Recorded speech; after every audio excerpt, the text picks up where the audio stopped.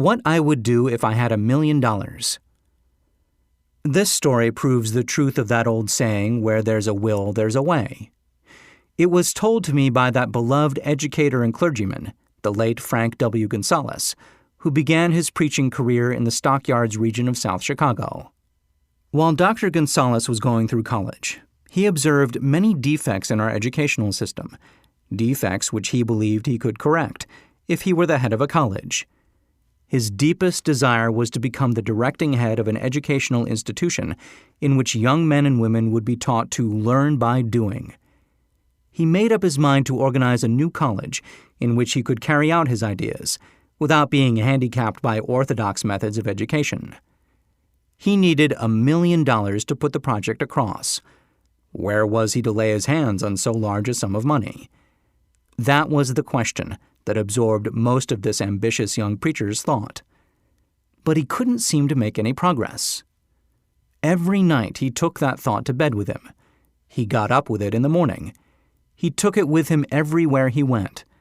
He turned it over and over in his mind until it became a consuming obsession with him. $1 million is a lot of money. He recognized that fact, but he also recognized the truth that the only limitation is that which one sets up in one's own mind. Being a philosopher as well as a preacher, Dr. Gonzalez recognized, as do all who succeed in life, that definiteness of purpose is the starting point from which one must begin. He recognized, too, that definiteness of purpose takes on animation, life, and power when backed by a burning desire to translate that purpose into its material equivalent. He knew all these great truths, yet he did not know where or how to lay his hands on $1 million. The natural procedure would have been to give up and quit by saying, "Oh, well, my idea is a good one, but I cannot do anything with it, because I never can procure the necessary $1 million." That is exactly what the majority of people would have said. But it is not what Dr. Gonzalez said. What he said and what he did are so important that I now introduce him and let him speak for himself. One Saturday afternoon, I sat in my room thinking of ways and means of raising the money to carry out my plans. For nearly 2 years I had been thinking, but I had done nothing but think. The time had come for action. I made up my mind then and there that I would get the necessary $1 million within a week. How? I was not concerned about that. The main thing of importance was the decision to get the money within a specified time. And I want to tell you that the moment I reached a definite decision to get the money within a specified time, a strange feeling of assurance came over me, such as I had never before experienced. Something inside me seemed to say, "Why didn't you reach that decision a long time ago? The money was waiting for you all the time." Things began to happen in a hurry.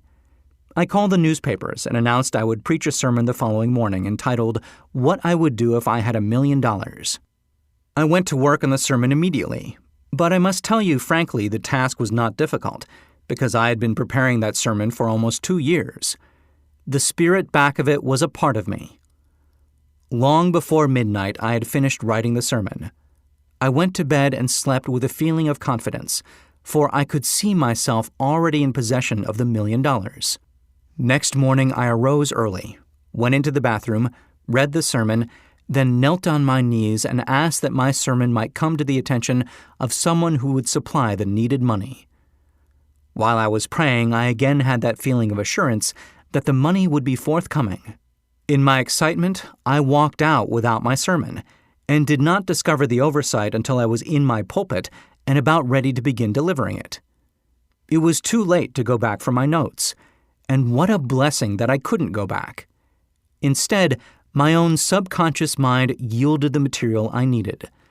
When I arose to begin my sermon, I closed my eyes and spoke with all my heart and soul of my dreams.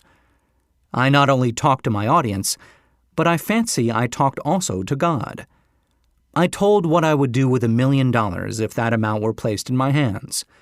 I described the plan I had in mind for organizing a great educational institution, where young people would learn to do practical things and at the same time develop their minds. When I had finished and sat down, a man slowly arose from his seat, about 3 rows from the rear, and made his way toward the pulpit. I wondered what he was going to do.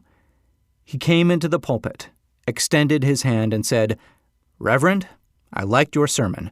I believe you can do everything you said you would if you had $1 million. To prove that I believe in you and your sermon, if you will come to my office tomorrow morning, I will give you the $1 million. My name is Philip D. Armour,